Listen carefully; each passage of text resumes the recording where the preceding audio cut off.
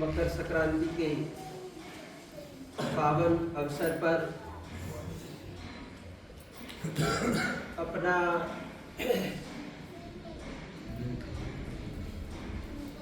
मांगलिक उद्बोधन दूं। इसके पूर्व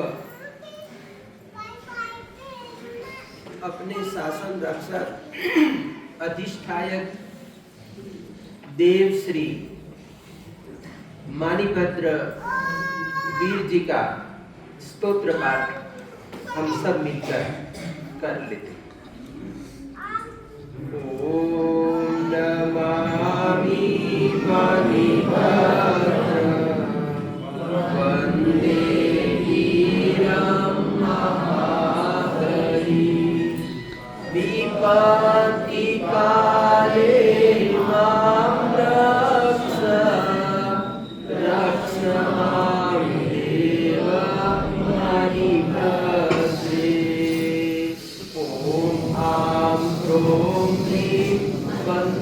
रूपे महाबलीं रक्षं सदा मां शरणं शरणं तव रक्ष मां देव माणिभद्रे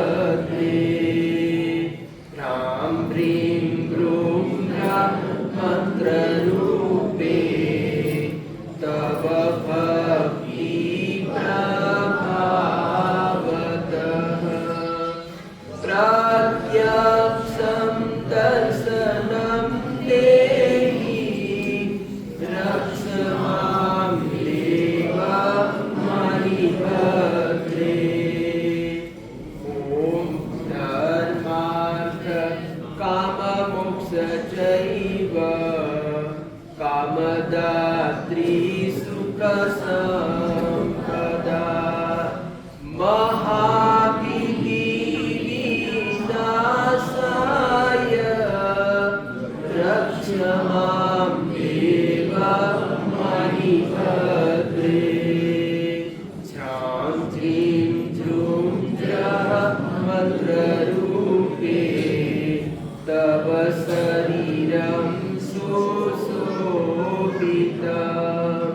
श्रों सर्गेतु प्रत्यक्ष रक्ष मां देव माणिभद्रे सुखड़ी श्रीफलं चैव कामदं मोक्षदं तथा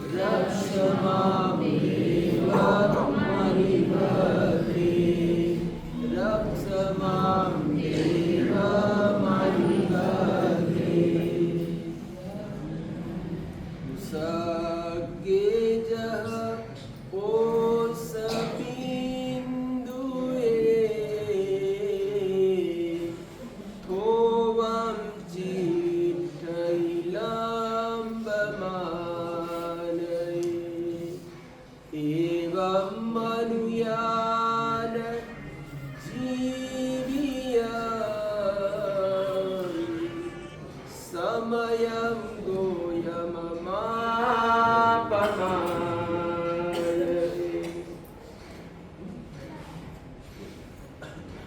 ज्ञान, सूत ज्ञान, अवधि ज्ञान और मनः पर्यक ज्ञान,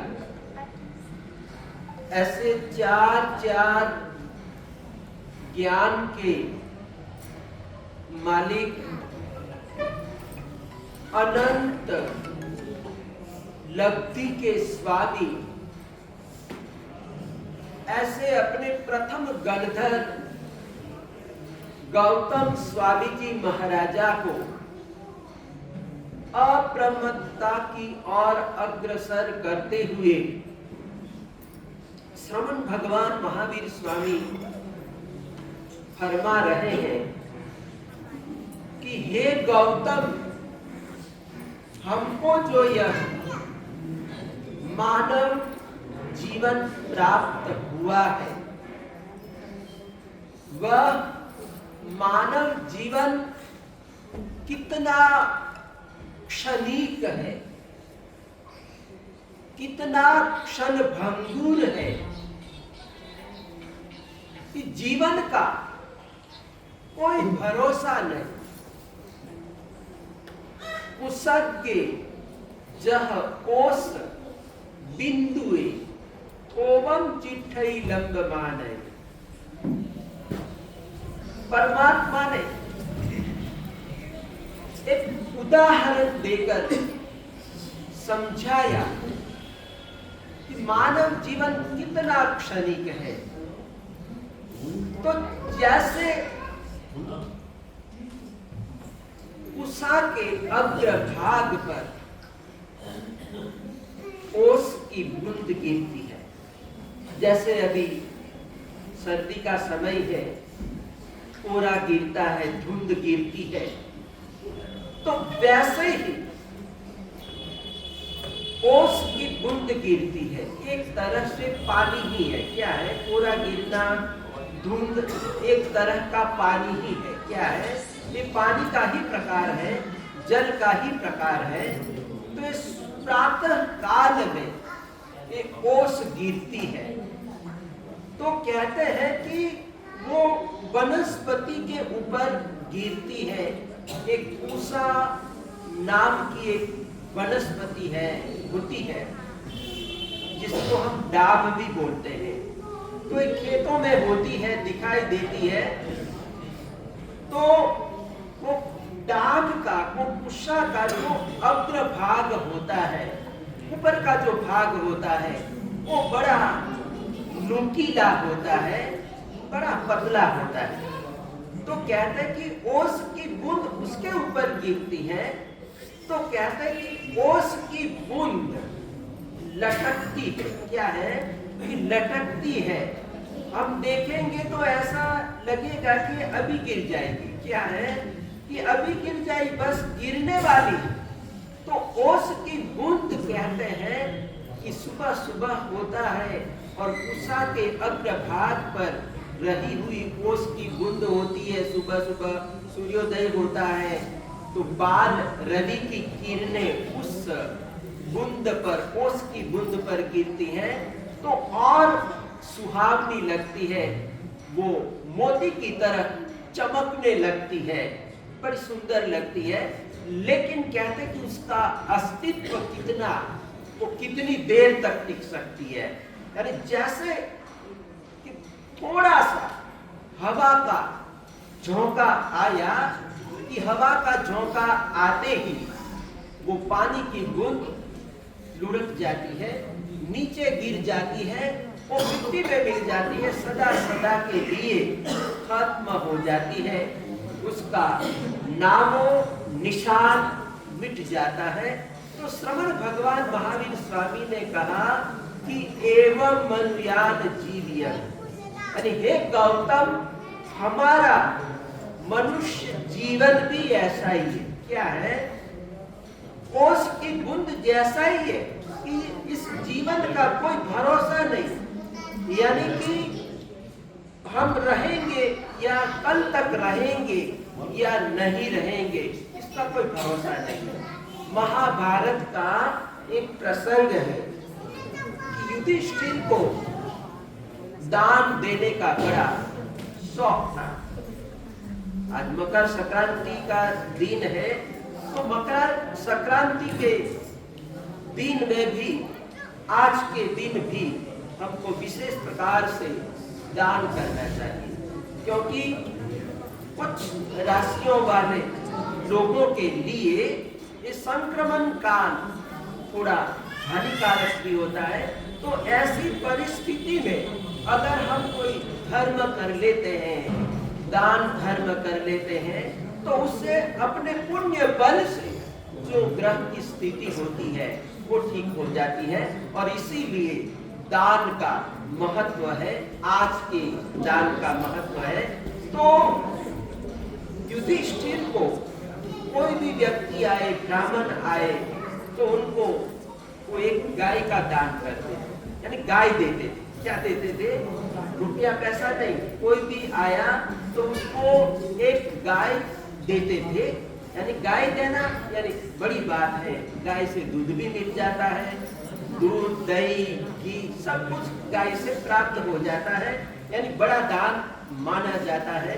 तो प्रतिदिन ब्राह्मण लोग दरबार में आते प्रातः काल में, और सभी को युधिष्ठिर एक एक गाय देते थे, दान करते थे। तो एक दिन की बात है कि कोई एक ब्राह्मण थोड़ा देरी से आए, तो युधिष्ठिर ने कहा कि अब समय पूरा हो गया। क्या है? अब समय पूरा हो गया, अब कल आना, कल गाय मिलेगी, गाय कल ले जाना। तो ये बात भीम को पता चल गई, तो उन्होंने अपने दरबार में बैंड बाजा बजाया। तो युधिष्ठिर ने पूछा कि क्या बात, अपने घर में अपने परिवार में कोई ऐसा शादी जैसा तो कोई प्रसंग नहीं है, और एक बैंड बाजे किस खुशी में बजाए जा रहे हैं। तो भीम ने कहा कि भाई साहब, भैया, मुझे पता चला कि आप कल तक रहने वाले। क्या है? आपको इस बात का पता है कि मैं कल तक रहने वाला हूँ, और इसलिए आपने उस ब्राह्मण को बोला कि कल आना और ले जाना। क्या करना? कल आना और गाय ले जाना, मेरे से ले जाना। तो मुझे इस बात का पता चला, और इस खुशी में कि मेरे बड़े भैया कल तक रहने वाले, यानी उनको पता है कि मैं कल तक रहने वाला हूँ। तो युधिष्ठिर को अपनी भूल मालूम हुई कि जीवन का क्या भरोसा, यानी मुझे ये थोड़ी पता है कि मैं कल तक रहने वाला हूँ। किसी को पता है क्या कि हम कल तक रहने वाले हैं? यानी कि मतलब हमको कोई पता नहीं है। जन्म तारीख तो पता है, क्या है? जन्म तारीख का तो पता है, लेकिन कहते हैं कि ये डेट, यानी इसकी जो डेट है हमको पता नहीं होती है। तो यहाँ पर जो मानव जीवन है इतना क्षणिक है, इतना क्षणभंगुर है, और ऐसे जीवन से कहते हैं कि हमको कुछ प्राप्त करना है, हासिल करना है। ऐसा नहीं कि जितना एक क्षणभंगुर शरीर है, मानव जीवन है, लेकिन इस जीवन में अगर हम जागृत हो जाए और अप्रमत्तता से अगर जीवन को जिया जाए, तो इस जीवन से हम बहुत कुछ प्राप्त कर सकते हैं। क्योंकि इस जीवन की इतनी बड़ी महिमा हमारे महापुरुषों ने गाई है। बड़े भाग मानुष तन पावा, सुर दुर्लभ सदर ग्रंथ लगावा। संत तुलसीदास ने भी लिखा कि बड़े पुण्योदय से, भाग्योदय से हमको ये मानव जीवन प्राप्त हुआ है। और ऐसा मानव जीवन कहते हैं कि देवता भी प्राप्त करने के लिए तरसते हैं कि हमको भी ऐसा जीवन प्राप्त हो, हम भी ये मानव का जीवन प्राप्त करें और धर्म की आराधना साधना करें। दर्शन, ज्ञान और चारित्र की, रत्न त्रयी की हम भी आराधना करें और हम अपने जीवन को सार्थक बनाकर अपना आत्म कल्याण करें। इस प्रकार की भावना देवता लोग भी हमेशा करते रहते हैं। तो हमको तो ऐसा देव दुर्लभ मानव जीवन प्राप्त हुआ है और इस मानव जीवन को प्राप्त करके हमको क्या कर रहे हैं? ये जीवन तो हमको बेस्ट मिला है। क्या है? जीवन तो हमको बेस्ट मिला है, लेकिन देखना ये कि हम कितना इसका हम उपयोग कर रहे हैं। वेस्ट तो नहीं कर रहे, ये हमको देखना है। तो देवगुरु धर्म हमको प्राप्त हुआ है, यानी हमारे महापुरुषों ने, हमारे आचार्य भगवंतों ने, हमारे गुरुओं ने हमको ये परमात्मा का शासन, यानी विश्राम परमात्मा का शासन, श्रमण भगवान महावीर स्वामी का शासन और देवगुरु धर्म का हमको स्वरूप समझाया। हम सभी जानते हैं कि हम गुरुओं के कितने आभारी हैं, गुरुओं का हमारे कितना उपकार रहा हुआ है, असीम उपकार रहे हुए हैं कि हम तो रास्ता भटक गए थे, लेकिन हमारे गुरुवरों ने आकर, जैसे हम जंगम युग प्रधान पंजाब देशोद्धारक गुरुदेव आचार्य भगवान श्रीमद विजयानंद सुरीश्वर जी महाराजा के लिए हम बोलते हैं, हम गाते हैं, गीत गाते हैं कि सानू भूले यानू रास्ते पा गए। यानी हम तो रास्ता भूल गए थे, लेकिन हमारे गुरुदेव आए और हमको ये रास्ता दिखाया, एक धर्म का रास्ता दिखाया। यानी हमारे गुरुवरों ने पंजाब, हरियाणा और यूपी में धर्म का प्रसार किया था। और यूपी में भी ये जो हमारे कुछ खास गांव है, जैसे ये हस्तिनापुर आया, महातीर्थ है, यानी हम बड़े भाग्यशाली हैं कि हमारे पास में 12 कल्याणकों की भूमि, ऐसा हस्तिनापुर तीर्थ आया है। और इस हस्तिनापुर तीर्थ के इर्द गिर्द नजदीक में मेरठ शहर है, सरदना है, बिनौली है, हमारा बड़ौत है, हमारा पानीपत है, सोनीपत है, ऐसे बहुत सारे गांव क्या है, ऐसे बहुत सारे गांव हैं, लोनी गांव है, ऐसे बहुत सारे गांव हैं। और इन गांवों में आत्म वल्लभ ने विचरण किया है। क्या है? विचरण किया है। छोटे छोटे गांवों में बिनौली जैसा गांव, कहते हैं कि वहां पर भी गुरुदेव की बड़ी कृपा थी। ये सरदना है, बिनौली है, कहते हैं कि ऐसे गांवों में गुरुदेव ने विहार किया, विचरण किया और उनके उपदेश से आज भी थोड़े बहुत जो घर है, 2-3 घर है, 4-5 घर है, बचे हुए हैं, तो एक इनकी देन है, विजय वल्लभ सुरीश्वर जी महाराजा की देन। किसकी देन है? ये विजय वल्लभ सुरीश्वर जी महाराजा की देन है। उनका उपकार है कि आज भी हम गांव में जाते हैं तो लोग बड़े भाव से हमारा स्वागत करते हैं, हमारी सेवा भक्ति करते हैं, यानी सब कुछ हमारी सुविधा उपलब्ध कर देते हैं, सारा ध्यान रखते हैं। तो ये सारा संस्कार आत्म वल्लभ ने दिए हैं। किसने दिया है? आत्म वल्लभ ने। उनकी ये मेहनत है, उन्होंने पसीना बहाया है। क्या है?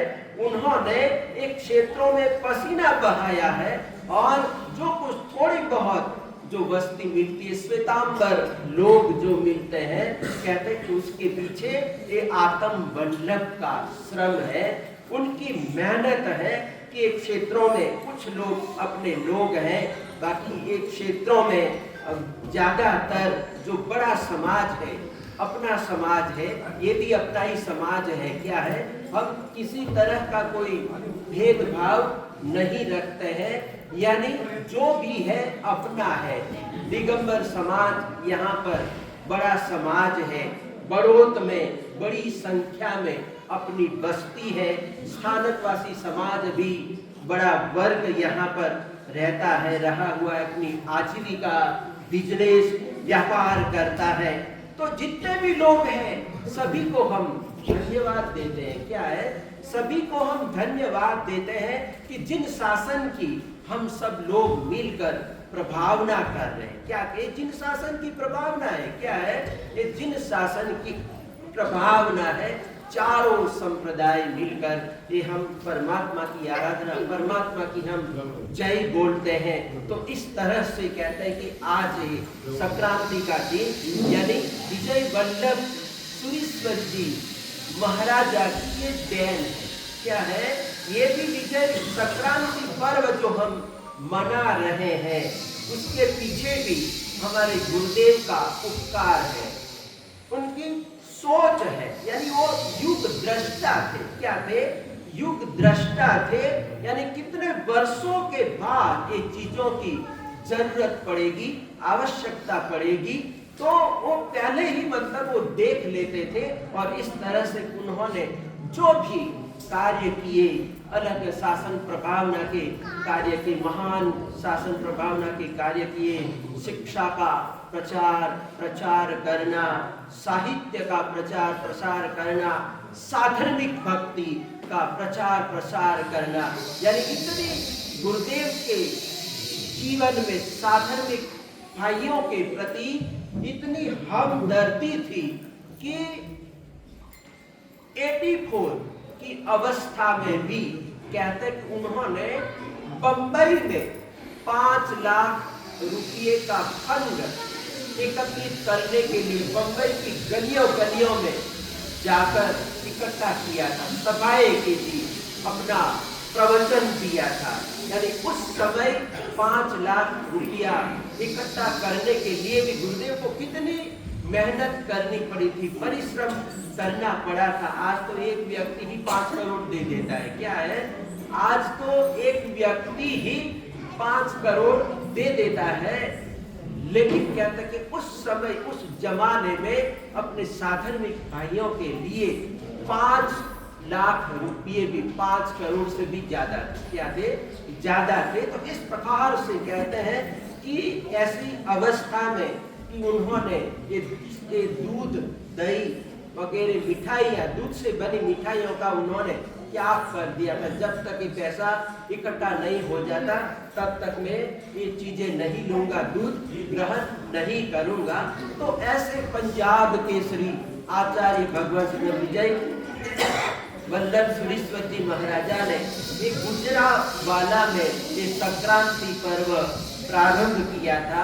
और कहते हैं कि लोगों को धर्म में जोड़ा, यानी देव गुरु धर्म के साथ लोग जुड़े रहे। यानी गुरुदेव का ये संक्रांति पर्व मनाने के पीछे एक बड़ा उद्देश्य था। क्या था, उद्देश्य था कि मेरे श्रावक श्राविका देव गुरु धर्म के साथ जुड़े रहे। महीने में कम से कम एक बार गुरुओं के पास आएंगे, मेरे पास आएंगे तो सत्संग मिलेगा, प्रवचन करेंगे, मेरा दर्शन होगा, प्रवचन और संक्रांति श्रवण करने के लिए मिलेगा। तो इस तरह से कहते हैं कि चलो हर रोज नहीं, लेकिन महीने में एक बार भी आएंगे तो भी ये देव गुरु धर्म से जुड़े रहेंगे। और इस भावना से गुरुदेव ने इस संक्रांति पर्व प्रारंभ किया था और आज भी संक्रांति पर्व मनाया जा रहा है, आज तक मनाया जा रहा है। तो आज बड़ौत श्री संघ में हमने मतलब श्री संक्रांति का मतलब हमारा जो ट्रस्ट मंडल है, श्री महावीर स्वामी जैन श्वेतांबर जैन श्री संघ, हमारे प्रधान जी राजेंद्र जी और जुगमंदर जी आदि मंत्री मेरे पास बिनौली में आए थे। और इस तरह से संक्रांति का यहाँ पर सुंदर आयोजन हुआ। आज मकर संक्रांति है और ये मकर संक्रांति के अवसर पर हम सभी को ये जैसे परमात्मा ने कहा, ये परमात्मा ने गौतम स्वामी को कहा, लेकिन ये जो परमात्मा का जो उपदेश है वो हम सबके लिए है। ये कोई केवल गौतम स्वामी के लिए नहीं, लेकिन हम सबके लिए है। यानी हमको ये जो मानव जीवन प्राप्त हुआ, जैसे ये सूर्य देवता अपनी राशियां बदलते रहते हैं, नई नई राशि में जाते रहते हैं, और उसका प्रभाव हमारे पर होता है, उसकी असर हमारे पर पड़ती है। लेकिन कहते हैं कि 9 ग्रह है। कितने? 9 ग्रह है, और इन 9 ग्रहों का अपना अपना प्रभाव है। क्या है? अपना अपना प्रभाव है। तो कहते हैं कि जो 9 ग्रह है वो परमात्मा की सेवा में रहते हैं, यानी अरिहंत परमात्मा की सेवा में रहते हैं, हाजिर रहते हैं। तो ऐसे अरिहंत यानी देवाधिदेव तीर्थंकर परमात्मा की हम भक्ति करेंगे, सेवा करेंगे, महावीर प्रभु की सेवा करेंगे, तो हमारे ये जो ग्रह है, सूर्य, मंगल, शनि इत्यादि जो ग्रह है, वो हमारे लिए अनुकूल हो जाएंगे। क्या हो जाएंगे? अनुकूल हो जाएंगे। तो इसीलिए यहाँ पर बताया कि जैसे आज सूर्य शनि राशि में आया, किसमें आया? शनि राशि में आया। तो शनि ग्रह यानी किसी को, चलो किसी का शनि ग्रह अच्छा नहीं है मानो, तो कहते हैं कि उसके लिए 20वें तीर्थंकर मुनि सुव्रत स्वामी का जाप करना चाहिए। यानी अपने जैन धर्म के अनुसार, जैन विधि के अनुसार यहाँ पर बताया गया कि अगर हमारा शनि ग्रह यानी शनि कर्म का कारक है, कर्म का कारक किसका कारक है? शनि हमारी परीक्षा लेता है। क्या लेता है? परीक्षा लेता है। जैसे अग्नि के अंदर लोह जो सोना होता है वो डाला जाए, तो कहते हैं कि अग्नि के कारण जो सोना होता है वो शुद्ध होता है, यानी सोना निखर कर आता है।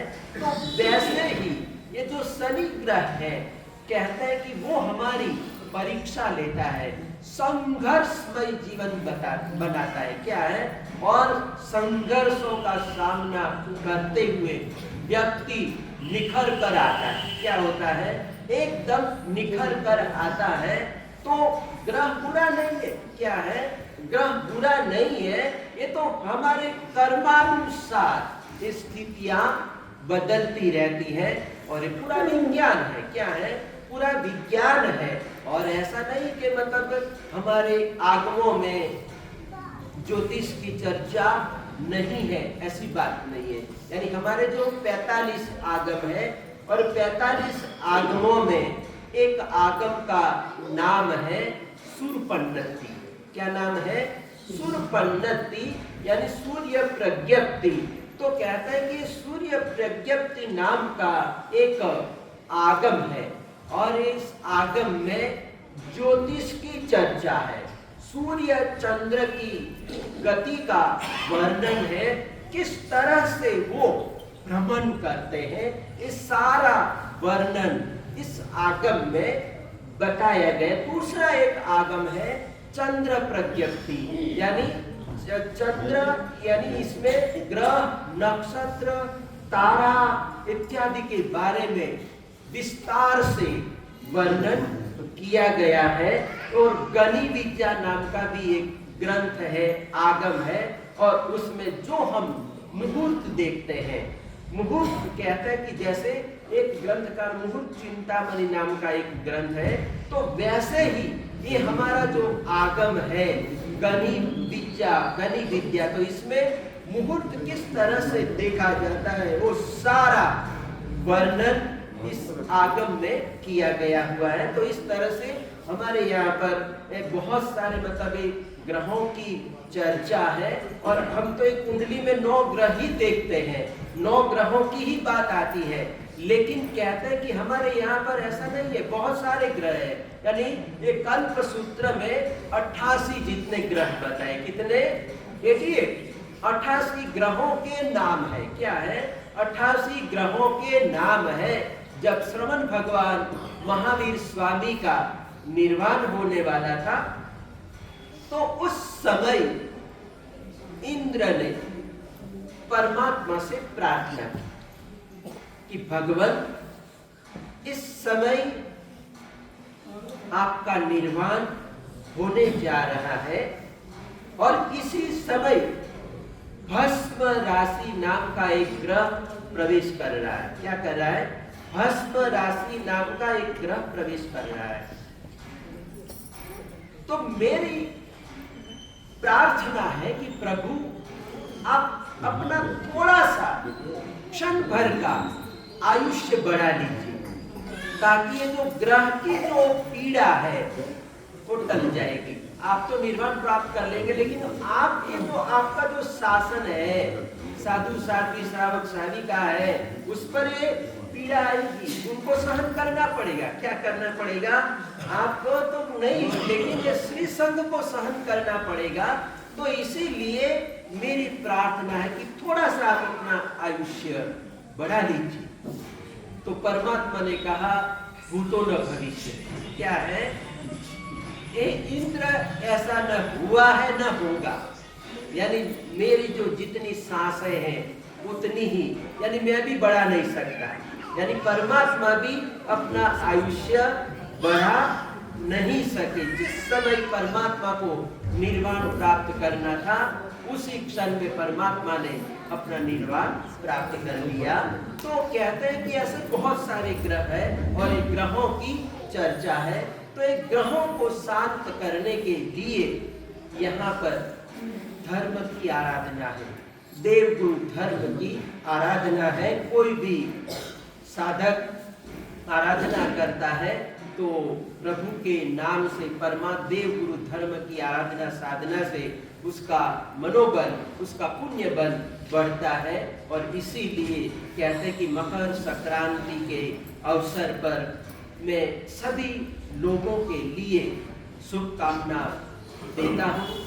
सियोमस्तु सर्व जगत की भावना में भाता हूँ कि सब सुखी हो, सबका कल्याण हो, सबका भला हो।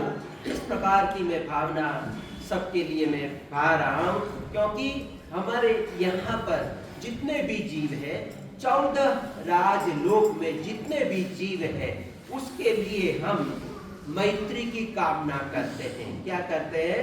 मैत्री की कामना करते हैं। मिट्टी में सर्वभूतेषु, यानी जितने भी जीव हैं उनके साथ मेरी मैत्री भाव है। क्या है? किसी से भी हमारा द्वेष नहीं है। क्या है? किसी के प्रति हमारा द्वेष भाव नहीं है। और तभी समझना, ऐसी भावना तभी समझना कि हमारे में जिन शासन है, हम जैन हैं। क्या है? हम जैन हैं, यानी जो हम एक दूसरे के प्रति इतने द्वेष से भरे रहते हैं। क्या है? राग द्वेष से हम भरे रहते हैं। एक को हम चाहते हैं, एक को हम नहीं चाहते हैं। एक के प्रति हम प्रेम दिखाते हैं, एक के प्रति हम घृणा दिखाते हैं। लेकिन हमारा जिन शासन क्या कहता है, जिन शासन की क्या तमन्ना है, क्या तथ्य है, क्या रहस्य है, तो कहते हैं कि एति यज्ञम जिन शासनम, यानी कि जो हम अपने लिए चाहते हैं और जो हम अपने लिए नहीं चाहते हैं। दो ही बात है ना। एक बात तो हम अपने लिए चाहते हैं और दूसरी बात है हम अपने लिए नहीं चाहते।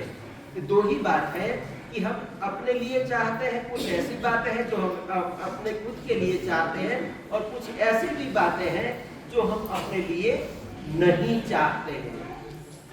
तो कहते हैं कि जो हम अपने लिए चाहते हैं वो ही दूसरों के लिए भी चाहो। क्या है? जो हम अपने लिए चाहते हैं वो ही दूसरों के लिए चाहो, और जो हम अपने लिए नहीं चाहते हैं वैसा व्यवहार दूसरों के प्रति भी नहीं करना। क्या है? दूसरों के प्रति भी नहीं करना। आत्मनः प्रतिकूलानि परेशान न समाचरे, यानी जो हमारी आत्मा के लिए प्रतिकूल है ऐसा आचरण दूसरों के लिए नहीं करना। यही धर्म है। क्या है? यही धर्म है। वेद व्यास ने लिखा कि उन्होंने 18 पुराणों की रचना की। तो वेद व्यास के पुत्र सुखदेव ने प्रार्थना की कि पिताजी आपने इतने सारे पुराणों की रचना कर दी, बड़े बड़े पुराण हैं, और ये सारे पुराण संस्कृत भाषा में, किसमें है? संस्कृत भाषा में है। तो इतने बड़े बड़े पुराण पढ़ेगा कौन? किसके पास टाइम होगा? और आने वाले समय में तो ये संस्कृत भाषा ऑक्सीजन पर होगी, ये समझने वाले बहुत कम होंगे, पंडितों की भाषा रह जाएगी। तो मेरी प्रार्थना है कि आप ये 18 पुराणों का सार बता दीजिए। तो वेद व्यास ने कहा ठीक है, तेरी बात तो सही है। उन्होंने 18 पुराणों का सार बता दिया। अष्टादश पुराणेषु व्यासस्य वचनद्वयम् परोपकारः पुण्याय पापाय परपीडनम्। उन्होंने कहा कि मेरे 18 पुराणों में 2 ही बातें हैं, 2 ही वचन है। परोपकारः पुण्याय, परोपकार करना पुण्य है, और पापाय परपीडनम् यानी दूसरों को पीड़ा देना पाप है। क्या है? वो अधर्म है। क्या है? दूसरों को पीड़ा देना, ऐसा वर्तन करना जिससे दूसरे को बुरा लगे। क्या लगे? ऐसा वर्तन हमको नहीं करना है, और यही धर्म है। मनुष्य का धर्म यही, सबका अपना अपना धर्म है। नदी का अपना धर्म है, गाय का अपना धर्म है, पेड़ का अपना धर्म है। सब लोग अपने धर्म का पालन कर रहे हैं। अभी अभी हम अपने राष्ट्रपति द्रौपदी मुर्मू बता रही थी कि मतलब ये जो पेड़ होता है, वो पेड़ भी हमारे लिए कितना उपयोगी है, कितना हमारे पर परोपकार करता है। वो जीवन भर हमको छाया देता है, फल फूल देता है, सब कुछ देता है। और जब वो लकड़ी बन जाता, सूखी लकड़ी बन जाता है, तो कहते हैं कि उस समय भी हमको वो रोटी पकाने में काम आता है। किसमें आता है?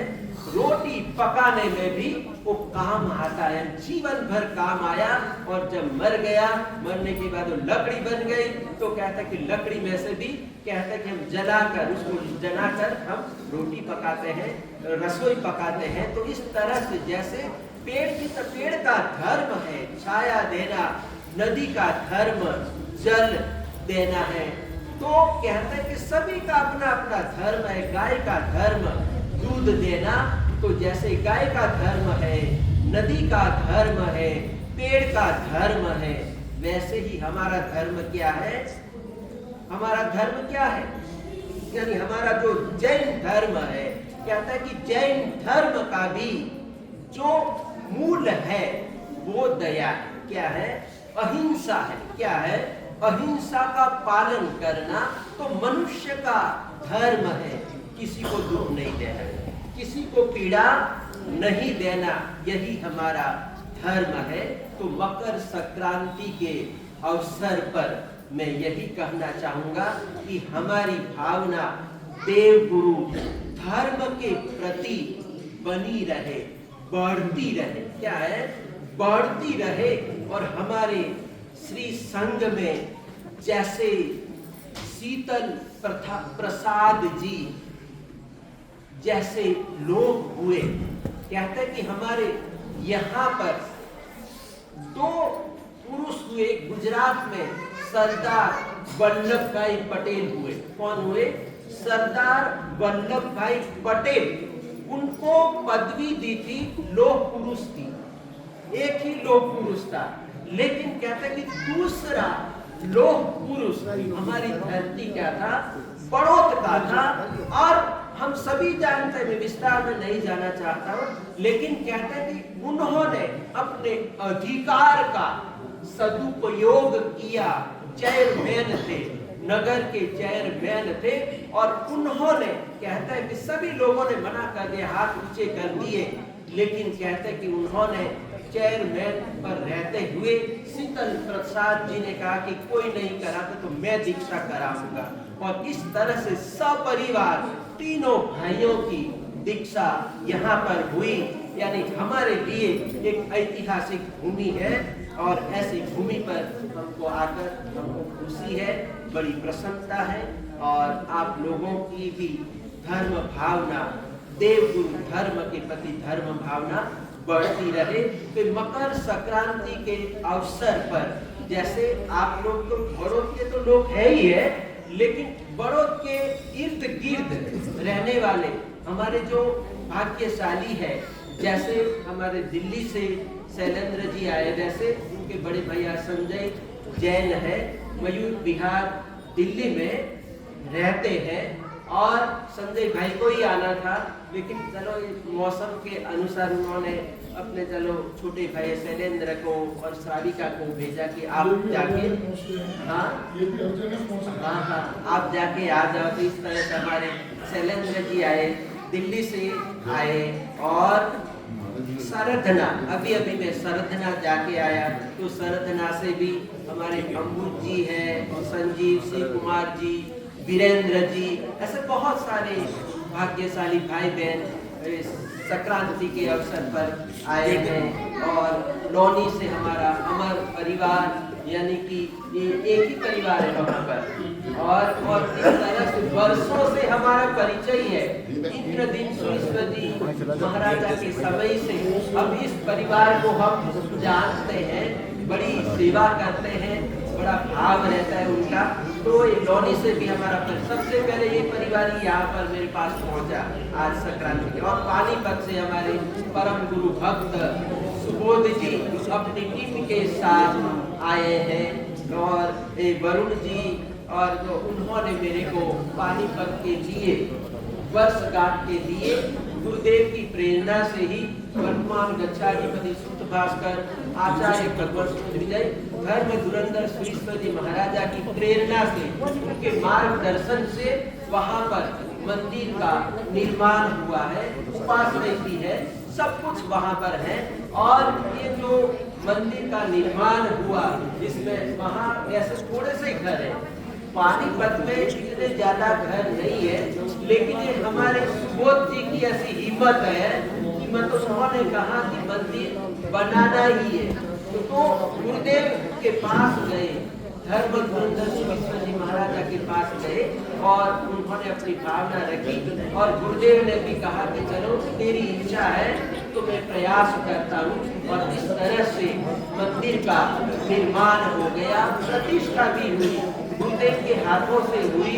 और 10-10 वर्ष हो गए, कितने 10-10 वर्ष हो गए। तो इस तरह से ये वर्षगांठ के अवसर पर पानीपत श्री संघ ने मेरे को विनती की है, तो मैं इनकी विनती स्वीकार करता हूँ। और मैं यहाँ से बड़ौद से बिहार करके मैं परसों मेरा बिहार है, और यहाँ से मैं बिहार करते हुए पानीपत जाऊंगा। और वहाँ पर 23 जनवरी की वर्षगांठ संपन्न करके मैं फिर आगे अम्बाला की तरफ में बिहार करूँगा।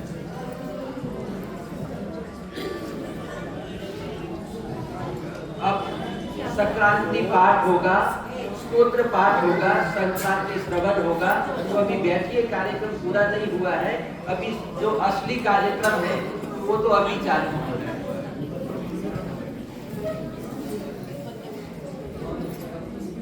नमो अरिहंतानम, नमो सिद्धानम, नमो आयर्यानम, नमो वज्रायानम, नमो संसाउनम, एसो पंच नमोकारो सब पावनाशनो मंगलानम च सभ्येषु परमं भवै मंगलम। उपसर्गहरं पासं पाशमंदानिकं गणमुखं विसहर विसनिन्नास मंगल कलानावसं विसहर पुलिंगमंतम कंठे धारे जो सया मनुओ तस् गह रोगमारी दुष्ट जरा जंजीव सामम चेठं दुर्मंत तुजपनामो विभवफलोय नरतिर्येषु विजीवा पावन्ति न दुःखदोगचम उभ सम्मते लद्दे चिंतामणि कपपाय गब्बरिये पावन्ति अभिघ्नं जीवाय रामरम ठानम य संतु महायसपति वर निग्रह येन तादेव दिव्यमोहि भवे भवे पास जिन चंद।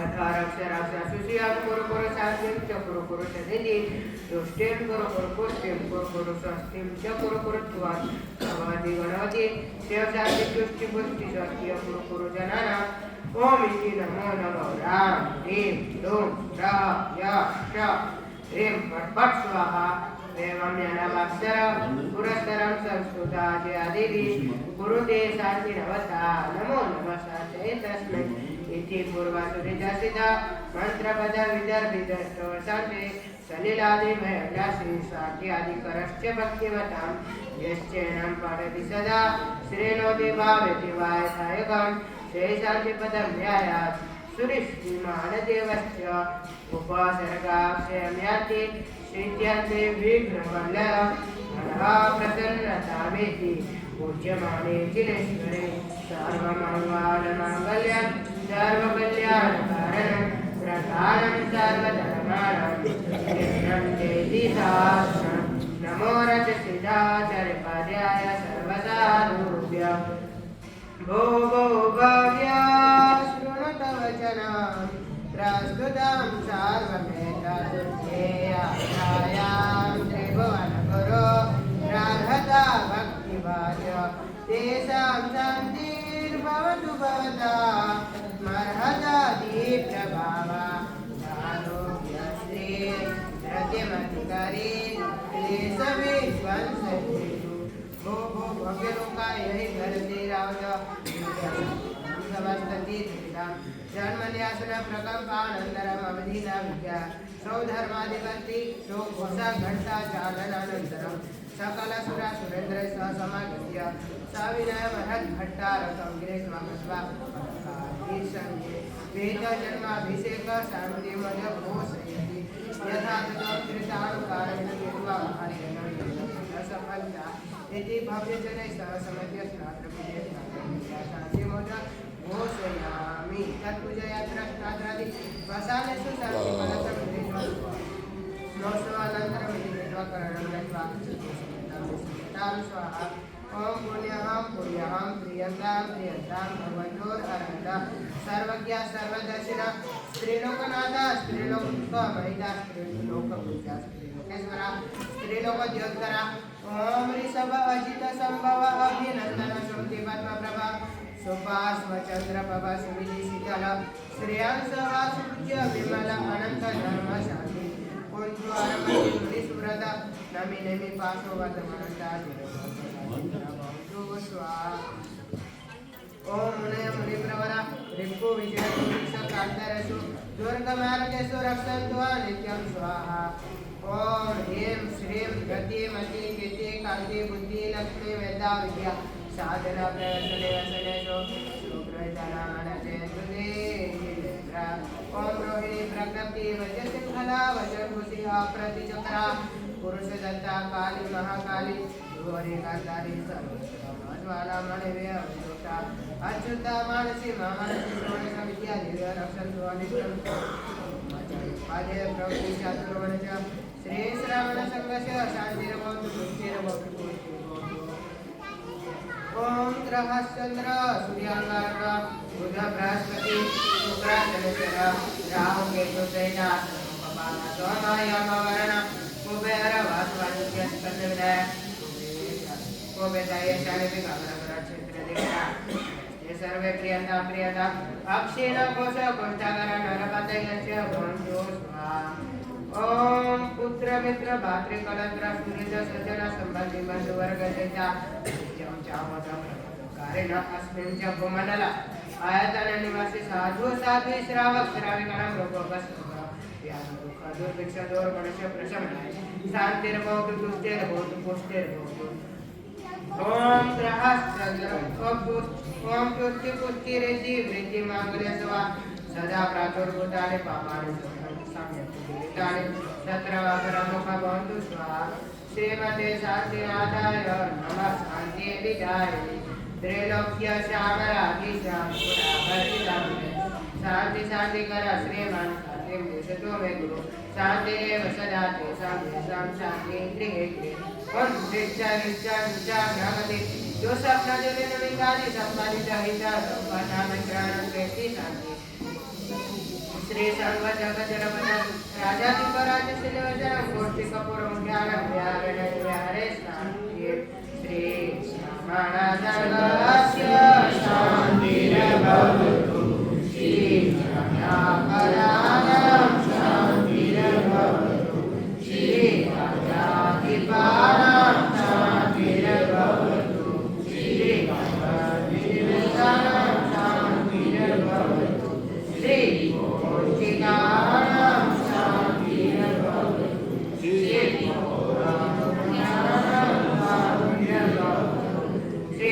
राजरास्य शांतिर्भवतु श्री ब्रह्मालोकास्य शांतिर्भवतु ओम स्वाहा ओम श्री पार्श्वनाथाय स्वाहा ऐसा शांति प्रतिष्ठा यात्रा स्नातराध्य अवसान हेतुआ कोण गुणाचार्य कर्पूरा धर्मोपवास कुसुमांजलि समेत स्नात्र चतुष्टिकाय श्री संघ समेत स्नात्र चतुष्टि शुचि वापु पुष्प वस्त्राचतरा वदन भरणा रंगेला पुष्पवाहा शांति पाले राष्ट्र के घातव्य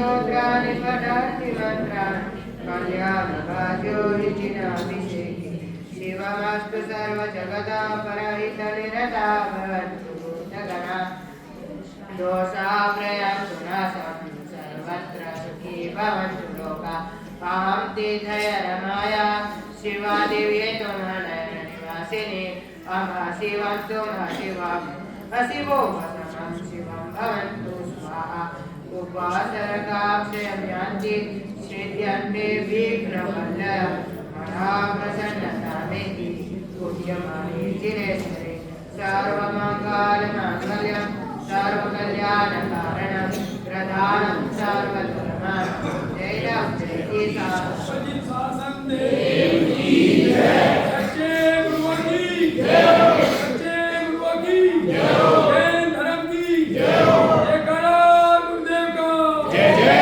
गुरुदेव। वीर संवत 2552 विक्रम संवत 2082 आत्म संवत 130 वल्लभ संवत 72 समुद्र संवत 49 इंद्र संवत 25 रत्नाकर संवत 11। आज माघवदी एकादशी बुधवार दिनांक 14 जनवरी 2026 सूर्य ने मकर राशि में प्रवेश किया, इसलिए सौर मास की अपेक्षा से माघ महीना प्रारंभ हो गया।